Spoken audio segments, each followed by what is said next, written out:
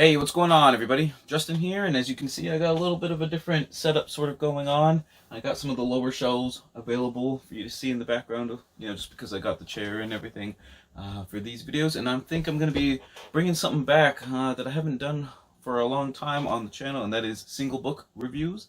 I'm going to start the series. I'm going to call it like Lazy Sunday Reviews because I want to try to keep them maybe like one a week, something like that, and I don't know, I just feel like reviews are good for like on the weekend when you're feeling lazy and stuff. Just getting, I don't know, just a real chill, relaxed review. I don't know, for whatever reason that's stuck in my head. So it's gonna be Lazy Sunday Reviews, and yeah, I hope it goes well. Reviews were something I did quite a lot when I started the channel in the first like year and a half or so on my booktube channel. I think I've done like 70 or so book reviews, but I haven't done one for about a year. But it's something I definitely want to bring back to the channel. It's going to be a little bit of a learning curve for a little bit, just because I got to get back in the swing of things on the single book reviews and everything like that. But I think it'll go well. Practice makes perfect, or maybe not in my situation, but practice will make better at least. So yeah, we're gonna get going with the reviews, and I hope you enjoy it. And in particular, I want to be focusing on nonfiction, my science and history and nature books, all that kind of good stuff. So let's just go ahead and get started with my very first Lazy Sunday book review. Alright, so we're going to be going with Good Blood, A Doctor, a Donor, and the Incredible Breakthrough That Saved Millions of Babies by Julian Guthrie. So thank you for Abrams Press for sending me this title. And I wanted to get out of my comfort zone a little bit. I don't read a lot of medical books. I think I've only read, I want to say like 3 or 4, something like that. One was really good, and I've read a couple that were just really, really boring. But like I said, I want to branch out, start reading a little bit more, like I said, different kind of aspects of nonfiction stuff that I don't normally read, and I'm really glad I agreed to do this one. This book is all about the treatment and finding the cure for Rhesus disease, or RH disease, and 2 particular individuals that contributed in very different ways, basically for that vaccination. But there are 3 main pieces to this book.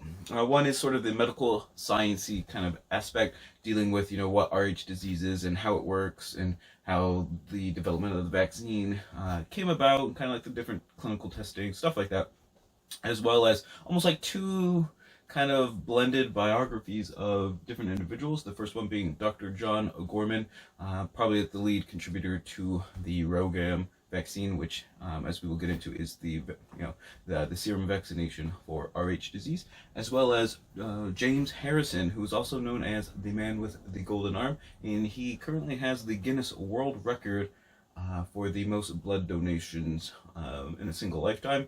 And his record stands, I think, if I remember correctly, it's 1,187 blood donations, which is pretty incredible. So let's just go ahead and kind of break it down into those 3 different aspects.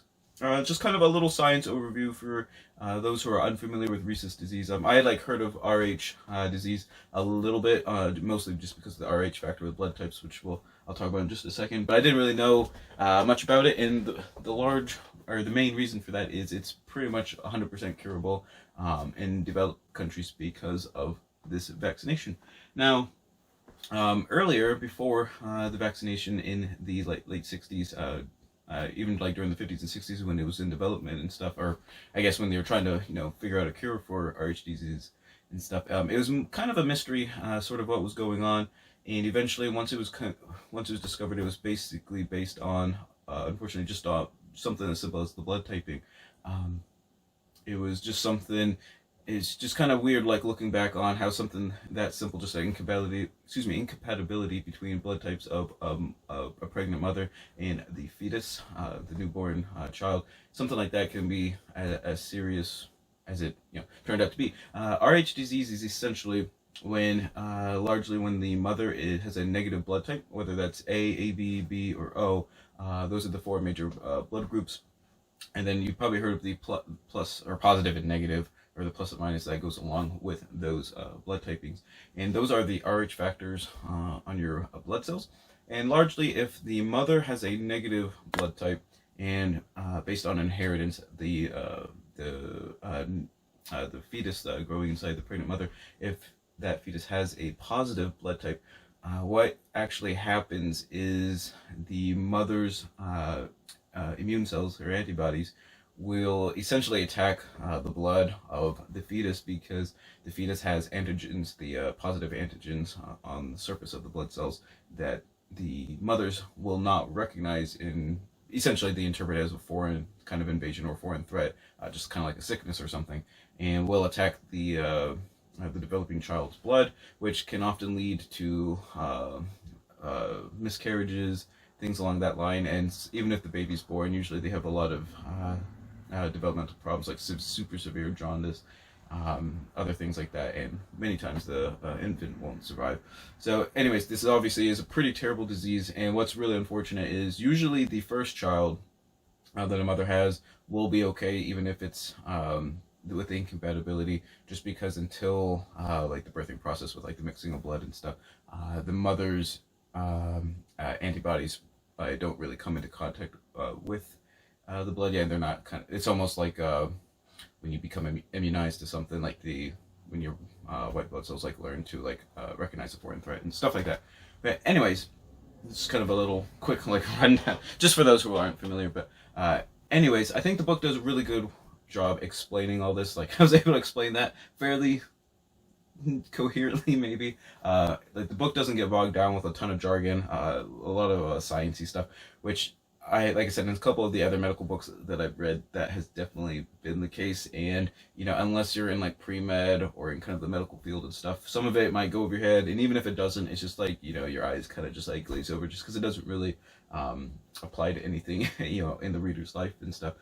So I think the book did a really good job. The author did a good job kind of keeping it down to earth, and very like explained everything in a very like nice, coherent way. So that was very appreciated. So now let's go on to sort of the biographies of the two individuals that I mentioned earlier. And I think that's what really makes the book stand out, instead of just kind of like a basic kind of medical treatise.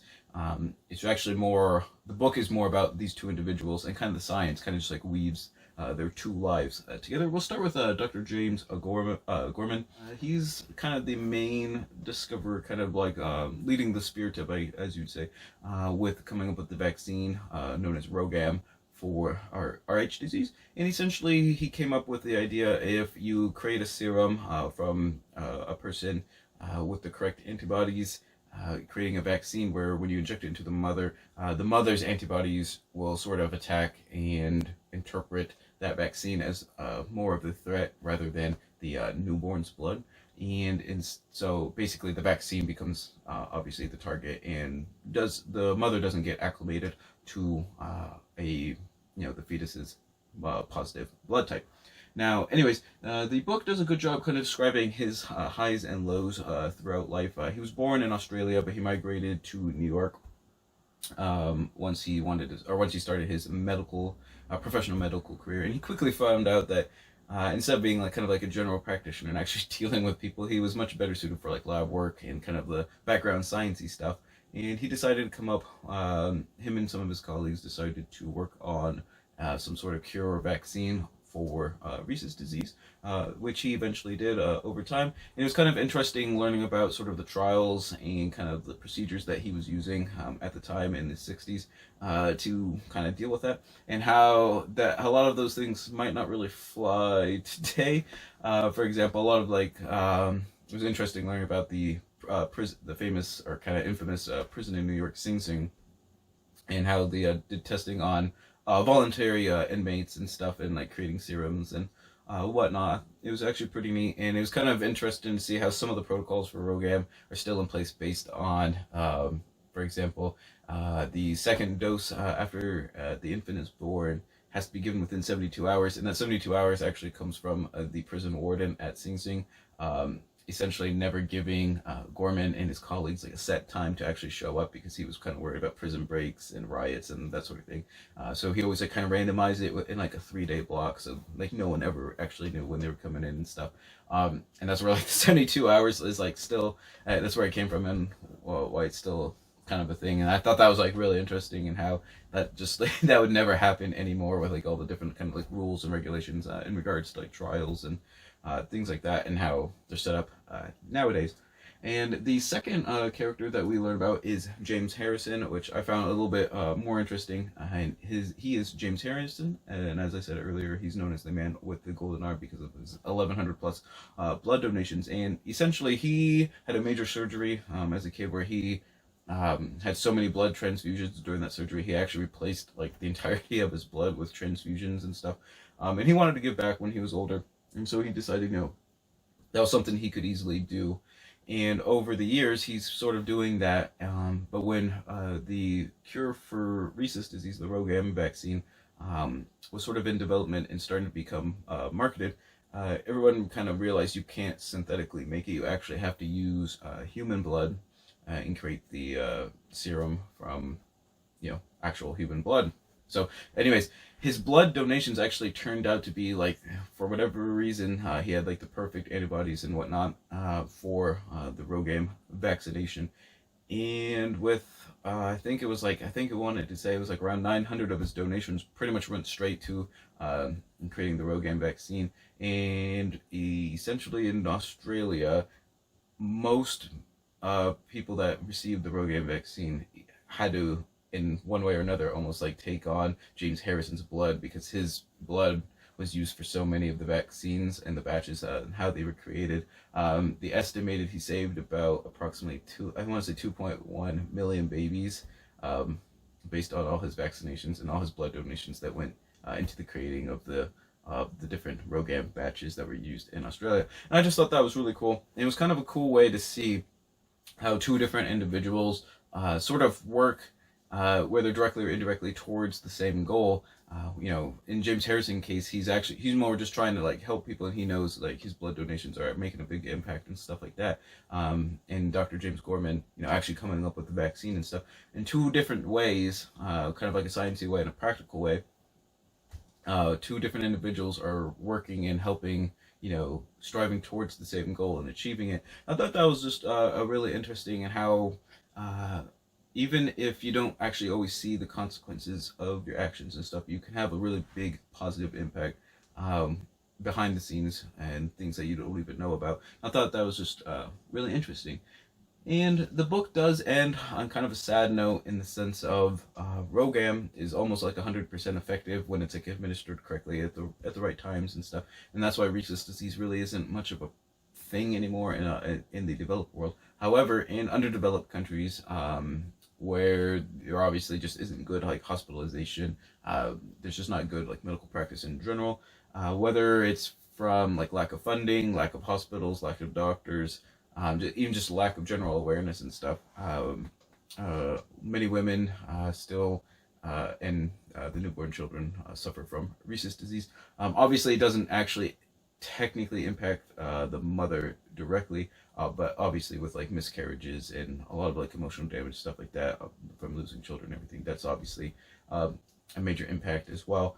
But millions of babies are still suffering from the consequences of Rh disease around the world even today, even though it's a very cheap, pretty readily available drug in developed countries and stuff. So it was kind of sad to see how that's still kind of the case nowadays as well.